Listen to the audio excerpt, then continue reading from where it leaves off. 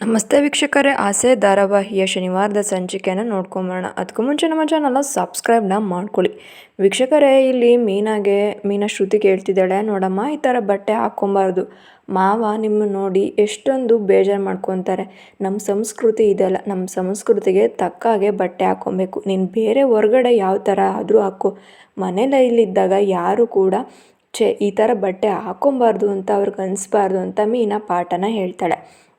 ಅದರಿಂದ ಶ್ರುತಿ ಕೂಡ ಗೊತ್ತಾಗುತ್ತೆ. ಶ್ರುತಿ ಬೇರೆ ಬಟ್ಟೆನ ಹಾಕ್ಕೊಂಬರ್ತಿದ್ದಾಳೆ. ಅತ್ತೆ ಈ ಬಟ್ಟೆ ಸರಿ ಆಯಿತಾ ಅಂದಾಗ ಹ್ಞೂ ಅಂತ ಹೇಳಿ ಹೇಳ್ತಾ ಇರ್ತಾರೆ. ಇನ್ನು ಮಾರನೇ ದಿನ ಆಗುತ್ತೆ, ಬೆಳಗಾಗುತ್ತೆ. ಆಗ ಬಟ್ಟೆ ಒಗೆಯೋದಕ್ಕೆ ಮೀನಾ ಹೋಗ್ತಾ ಇರ್ತಾಳೆ. ಅಲ್ಲಿ ಶಾಂತಿ ಬರ್ತಾ ಇದ್ದಾಳೆ. ಏ ಮೀನಾ ನಿಂತ್ಕೊಳ್ಳೆ, ನಿಮ್ಮ ಮಾವನವ್ರದ್ದು 2 ಶರ್ಟ್ ಇದೆ, ತೊಗೊಂಡೋಗಿ ಒಕ್ಕೊಂಬ ಅಂತ ಹೇಳಿ ಕೊಡ್ತಾ ಇರ್ತಾರೆ. ಅವಳು ಹಾಗೆ ನಿಂತ್ಕೊಂಡಿರೋದನ್ನ ನೋಡಿ, ನಿಮ್ಮ ಮಾವನವ್ರದ್ದು ಅಷ್ಟೇನಮ್ಮ, ನಂದೇನಿಲ್ಲ ಅಂತೇಳಿ ಹೇಳ್ತಿದ್ದಾರೆ. ಅತ್ತೆ ನಾನೆಲ್ಲ ಹಾಗೆ ಹೇಳಿದೆ, ನಿಮ್ಮದು ಕೂಡ ಇದ್ದರೆ ಕೊಡಿ, ನಾನು ಒಕ್ಕೊಂಬರ್ತೀನಿ ಅಂತೇಳಿ ಹೇಳ್ತಿದ್ದಾರೆ. ಬೇಡಮ್ಮ ಅಂತ ಹೇಳಿ ಶಾಂತಿ ಹೇಳ್ತಿರ್ತಾರೆ. ಅಷ್ಟರಲ್ಲಿ ರೋಹಿಣಿ ಕೂಡ ಬರ್ತಾ ಇದ್ದಾಳೆ. ಬಂದು ಮೀನಾ ಏನಂದರೆ ಅರ್ಜೆಂಟ್ ಕೆಲಸ ಇದೆ, ಇಲ್ಲಿ ಮನೋಜ್ 2 ಶರ್ಟ್ ಇದೆ, ಒಕ್ಕೊಡ್ತೀಯಾ ಅಂತೇಳಿ ಕೇಳ್ತಾ ಇದ್ದಾರೆ. ಆಗ ಮೀನಾಗೆ ಸಿಟ್ಟು ಬರುತ್ತೆ. ನೀನು ಬೇಜಾರು ಮಾಡಿಕೊಂಡ್ರೂ ಪರವಾಗಿಲ್ಲ ಅಂತ ಹೇಳಿ ಹೇಳೋಕ್ಕಾಗಲ್ಲ, ನನಗೆ ಸಿಂಪತಿಯಿಂದ ಮಾತಾಡೋದಕ್ಕಾಗಲ್ಲ. ನೀನು ಸಿಟ್ಟು ಮಾಡಿಕೊಂಡ್ರೆ ಮಾಡ್ಕೊ, ನನ್ನ ಕೈಲಿ ಬೇರೆಯವ್ರ ಬಟ್ಟೆ ಒಗೆಯೋದಕ್ಕಾಗಲ್ಲ, ನೀನು ಬೇಕಿದ್ರೆ ನೀನು ಒಗ್ದಾಕ್ಬೋದು ಅಂತೇಳಿ ಹೇಳ್ತಿದ್ದಾರೆ.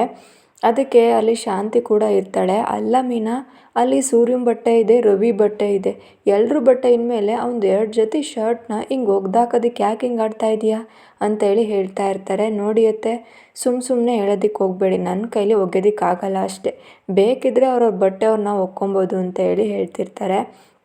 ಅಲ್ಲಿಗೆ ಶ್ರುತಿ ಕೂಡ ಬರ್ತಾ ಇದ್ದಾಳೆ. ಮೀನಾ ನನ್ನ ಸ್ವಲ್ಪ ಬಟ್ಟೆ ಇದೆ ಅಂತ ಹೇಳಿ ಹೇಳೋವಷ್ಟರಲ್ಲಿ ಅವಳ ಕೈ ತುಂಬ ಬಟ್ಟೆ ಇರೋದನ್ನ ನೋಡಿ, ಏನು ಮೀನಾ ಅವರೇ, ಇಷ್ಟೊಂದು ಬಟ್ಟೆನ ನೀವು ಒಬ್ಬರೇ ಒಗಿತೀರಾ, ನಿಮಗೆ ಸುಸ್ತಾಗೋದಿಲ್ವಾ ಅಂತೇಳಿ ಕೇಳ್ತಾ ಇದ್ದಾರೆ. ಹಾಗೇನಿಲ್ಲ ಕೊಡಿ, ನಿಮ್ಮ ಬಟ್ಟೆನೂ ಒಕ್ಕೊಡ್ತೀನಿ ಅಂತೇಳಿ ಹೇಳ್ತಿದ್ದಾರೆ. ಪರವಾಗಿಲ್ಲ ಬಿಡಿ, ನಿಮಗೆ ಇಷ್ಟೊಂದು ಬಟ್ಟೆ ಕೊಟ್ಟರೆ ಎಷ್ಟು ನಿಮಗೆಲ್ಲ ಮೈ ಮೂಳೆ ಮುರಿಯೋತಕ್ಕ ಕೆಲಸ ಮಾಡ್ತೀರಾ, ಬೇಡ ಹಾಗೆಲ್ಲ ಮಾಡಬಾರ್ದು, ತಪ್ಪಲ್ವಾ ಅಂತೇಳಿ ಶ್ರುತಿ ಹೇಳ್ತಿದ್ದಾರೆ. ಅತ್ತೆ ನೀವು ಯಾವಾಗಲೂ ಕೂಡ ಮನೆಯಲ್ಲಿ ಒಬ್ಬರೇ ಇರ್ತಿರಲ್ಲ, ಈ ಕೆಲಸ ಎಲ್ಲ ಮಾಡೋದಕ್ಕಾಗಲ್ವಾ ಅಂತೇಳಿ ಹೇಳ್ತಿದ್ದಾರೆ. ಅಲ್ಲಮ್ಮ ಶ್ರುತಿ, ನಾನು ಮನೆಯಲ್ಲಿರೋದು ಈ ಕೆಲಸ ಮಾಡೋದಕ್ಕೆ ಅಂತ ಹೇಳಿ ಹೇಳ್ತಾ ಇರ್ತಾರೆ. ಇಲ್ಲಿಲ್ವ ಇವಳು ಮೀನಾ, ಇವಳೆಲ್ಲ ಮಾಡ್ತಾಳೆ ಕೊಡಿ ಅಂತ ಹೇಳಿ ಹೇಳ್ತಿರ್ತಾರೆ. ರೋಹಿಣಿ ಅವರೇ, ನೀವು ಈಗ ಮಾಡೋದು ತಪ್ಪಲ್ವಾ, ಈಗ ನೀವು ಕೆಲಸ ಎಲ್ಲ ನೀವೇ ಮಾಡ್ಕೊಬೇಕಲ್ವಾ ಅಂತೇಳಿ ಹೇಳ್ತಾ ಇರ್ತಾರೆ. ಅದೇಗೆ ತಪ್ಪ, ನಾನು ಹೊರಗಡೆ ದುಡ್ಕೊಂಬರ್ತೀನಿ, ಪಾರ್ಲರ್ಲಿ ಕೆಲಸ ಮಾಡ್ತೀನಿ, ದಿನಗಟ್ಟಲೆ ನಿಂತ್ಕೊತೀನಿ ಅಂತೇಳಿ ಹೇಳ್ತಿರ್ತಾರೆ.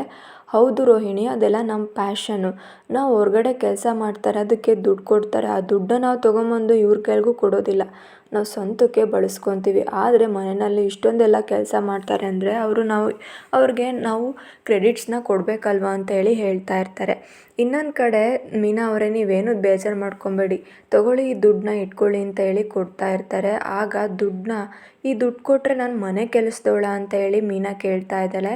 ಹಾಗೇನಿಲ್ಲ ಮೀನಾ ಅವರೇ, ಇಷ್ಟೊಂದೆಲ್ಲ ಕೆಲಸ ಮಾಡ್ತಿದ್ದೀರಲ್ಲ, ನಿಮಗೆ ನಾವು ಏನಾದರೂ ಕೊಡಬೇಕಲ್ವ ಅಂತೇಳಿ ಹೇಳ್ತಿದ್ದಾರೆ. ಶಾಂತಿ ಇದ್ದಿದ್ದು, ಹೌದು ಮತ್ತೆ ನಿನ್ನ ಮನೆ ಕೆಲಸದವಳೆ, ಅದನ್ನು ಶ್ರುತಿ ಪ್ರೂವ್ ಮಾಡ್ಕೊಳ್ತಾ ಇದ್ದಾಳೆ ಅಂತ ಹೇಳಿ ಹೇಳ್ತಿರ್ತಾರೆ.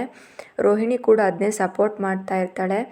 ರೋಹಿಣಿ, ಅತ್ತೆಗೆ ನೀನು 5,000 ರೂಪಾಯಿ ಕೊಟ್ಟಲ್ಲ, ಹಾಗಾದರೆ ಅತ್ತೆನೂ ಕೂಡ ಮನೆ ಕೆಲಸದವ್ರ ಅಂತೇಳಿ ಕೇಳ್ತಾ ಇರ್ತಾರೆ. ಹಲೋ ಶ್ರುತಿ, ನಾನು ಅತ್ತೆಗೆ ನನ್ನ ತಾಯಿ ಸಮಾನ, ಅವರು ಖರ್ಚು ವೆಚ್ಚಕ್ಕೆ ಅಂತ ದುಡ್ಡು ಕೊಟ್ಟಿದ್ದು, ಅದನ್ನು ಬಿಟ್ಟರೆ ಬೇರೆ ಏನಿಲ್ಲ ಅಂತೇಳಿ ಹೇಳ್ತಿದ್ದಾರೆ. ಅದೇ ರೀತಿ ನಾನು ಕೂಡ ಮೀನಾ ಅವರು ನನಗೆ ತಾಯಿ ಸಮಾನ ಅಂತೇಳಿ ದುಡ್ಡು ಕೊಟ್ಟಿದ್ದೀನಿ ಅಂತ ಹೇಳಿ ಹೇಳ್ತಿರ್ತಾರೆ. ಮೀನಾಗೆ ಇದರಿಂದ ಬೇಜಾರಾಗುತ್ತೆ. ರವಿಗೆ ಈ ವಿಷಯ ಗೊತ್ತಾಗಿ ಶ್ರುತಿನ ಬೈತಾ ಇದ್ದಾನೆ. ಶ್ರುತಿ, ಅದಕ್ಕೆ ನೀನು ದುಡ್ಡು ಯಾಕೆ ಕೊಡೋದಕ್ಕೆ ಹೋದೆ, ಆ ದುಡ್ಡನ್ನ ಕೊಡಬಾರ್ದಾಗಿತ್ತು, ಅವರಿಂದ ಎಷ್ಟು ಹರ್ಟ್ ಆಗಿದೆ ಗೊತ್ತಾ ಅಂತ ಹೇಳಿ ಹೇಳ್ತಿದ್ದಾರೆ. ಯಾಕೆ ದುಡ್ಡು ಕೊಡಬಾರ್ದು, ಅವ್ರಿಗೂ ಕೂಡ ಖರ್ಚಿದೆ ಅಲ್ವಾ, ನಮ್ಮ ಮನೆಯಲ್ಲಿ ಎಲ್ಲರೂ ಕೂಡ ಅವ್ರನ್ನ ಅಡ್ವಾಂಟೇಜಾಗಿ ತೊಗೊಂಡು ಕೆಲಸ ಮಾಡಿಸ್ಕೊತಾ ಇದ್ದೀವಿ, ಆ ದುಡ್ಡನ್ನ ಕೊಟ್ಟರೆ ಅವ್ರಿಗೂ ಕೂಡ ಎಲ್ಪ್ ಆಗುತ್ತೆ ಅಲ್ವಾ, ಅವರೇನು ಹೊರಗಡೆ ಹೋಗಿ ದುಡ್ಕೊಂಬರ್ತಾರ ಅಂತೇಳಿ ಕೇಳ್ತಿದ್ದಾರೆ. ಸೂರ್ಯ ಇಲ್ವಾ, ಅವನು ದುಡ್ಕೊಂಬರ್ತಾನೆ, ನೀನು ಕೊಡಬಾರ್ದಾಗಿತ್ತು ಅಂತ ರವಿ ಹೇಳ್ತಿರ್ತಾರೆ. ಸೂರ್ಯ ದುಡಿಯೋದು ಅವ್ನು ಕುಡಿಯೋದಕ್ಕೆ ಆಗುತ್ತೆ, ನೀವು ಯಾರು ಕೂಡ ಇದ್ರ ಬಗ್ಗೆ ಪ್ರಶ್ನೆನೇ ಮಾಡೋದಿಲ್ಲ ಅಂತ ಹೇಳಿ ಹೇಳ್ತಿರ್ತಾರೆ. ಅವ್ರ ರೂಮಲ್ಲಿ ತುಂಬ ದೊಡ್ಡ ಜಗಳನೇ ನಡೀತಾ ಇರುತ್ತೆ. ಇನ್ನು ಸೂರ್ಯ ಮನೆಗೆ ಬರ್ತಾನೆ. ಮನೆಗೆ ಬಂದಾಗ ಮೀನವರು ತುಂಬ ಡಿಸ್ಟರ್ಬ್ ಆಗಿರ್ತಾರೆ. ಯಾಕೆ ಡಿಸ್ಟರ್ಬ್ ಆಗಿದೆಯಾ, ಏನಾಗಿದೆ, ಮನೆಯಲ್ಲಿ ಏನಾಯಿತು ಅಂತ ಹೇಳಿ ಕೇಳ್ತಿರ್ತಾರೆ. ಆಗ ಮನೆಯಲ್ಲಿ ಈ ಥರ ಎಲ್ಲ ಆಗೋಯ್ತು ರೀ, ನನಗೆ ದುಡ್ಡು ಕೊಡೋದಕ್ಕೆ ಬಂದಿದ್ಲು ಶ್ರುತಿ, ಅದನ್ನು ಮನೆ ಕೆಲಸದವಳು ಅಂತ ಹೇಳಿ ನನ್ನ ಎಲ್ಲರ ಮುಂದೆ ಇನ್ಸರ್ಟ್ ಆಗೋಯ್ತು, ಇನ್ನು ಶಾಂತಿ ಅತ್ತೆ ಕೂಡ ಇದ್ದರು, ರೋಹಿಣಿಯವರು ಇದ್ದರು ಅಂತ ಹೇಳ್ತಿದ್ದಾರೆ. ಒಳ್ಳೆಯವಳು ಒಳ್ಳೆಯವಳು ಅಂತ ಮದುವೆ ಮಾಡಿಸ್ಕೊಂಬಂದೆ, ಒಳ್ಳೆಯವಳು ಅಂತ ಹೇಳ್ತಿದ್ದಾಳ, ನಿನಗೆ ಸರಿಯಾಗೇ ಮಾಡಿದ್ದಾಳೆ ಹೇಳು. ಅವಳಿಗೆಲ್ಲ ತುಂಬ ಪೊಗರು ಜಾಸ್ತಿ ಕಣೆ. ಅವರು ಆಗಲ್ಲ, ನೀನು ಅವ್ರನ್ನೆಲ್ಲ ನಂಬಾರ್ದು ಅಂತ ಹೇಳ್ತಾ ಇರ್ತಾರೆ. ಇಲ್ಲ ರೀ, ಅವಳು ಅಕ್ಕನ ಸಮಾನ ಅಂತ ದುಡ್ಡು ಕೊಟ್ಟರು.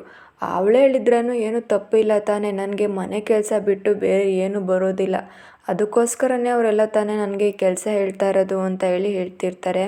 ಅದಕ್ಕೆ ಸೂರ್ಯ ಇದ್ದೋನು, ನೀನು ದಡ್ಡಿ, ನಿನ್ನನ್ನು ನೀನೇ ಇನ್ಸರ್ಟ್ ಮಾಡ್ಕೊಬಾರ್ದು, ನಮ್ಮನ್ನು ಯಾವಾಗಲೂ ಕೂಡ 1% ಮೇಲೆ ಎತ್ತರಕ್ಕೆ ಸ್ಥಾನಕ್ಕೆ ನಮಗೆ ನಾವು ಫಸ್ಟು ಗೌರವನ ಕೊಡಬೇಕು, ಆಮೇಲೆ ಮಿಕ್ದವರು ಅಂತ ಹೇಳ್ತಾ ಇರ್ತಾನೆ ಸೂರ್ಯ. ಏನೇ ಹೇಳಿದ್ರು ಕೂಡ ಇಲ್ಲಿ ತುಂಬ ಅವಳಿಗೆ ಬೇಜಾರಾಗ್ತಾ ಇರುತ್ತೆ. ಹಾಗೆ ಅವಳು ಅಳ್ತಾ ಇರ್ತಾರೆ. ಏನೂ ಆಗೋದಿಲ್ಲ, ಇದಕ್ಕೆಲ್ಲ ಒಂದು ವ್ಯವಸ್ಥೆ ಮಾಡಲೇಬೇಕು ನೀನು, ಹೀಗೆ ಮನೆಯಲ್ಲೇ ಬಿಟ್ಟರೆ ನೀನೆಲ್ಲರನ್ನೂ ಕೆಲಸದವ್ರು ಮಾಡ್ಕೊಂಡ್ಬಿಡ್ತಾರೆ ಅಂತ ಸೂರ್ಯ ಹೇಳ್ತಿರ್ತಾರೆ. ಹಾಗೆ ಮೀನಾ ಕೂಡ ಏನೋ ಒಂದು ವ್ಯವಸ್ಥೆ ಮಾಡೋಣ ಅಂದ್ಕೊತಿರ್ತಾರೆ. ಇಲ್ಲಿಗೆ ಈ ಸಂಚಿಕೆ ಮುಕ್ತಾಯವಾಗುತ್ತೆ.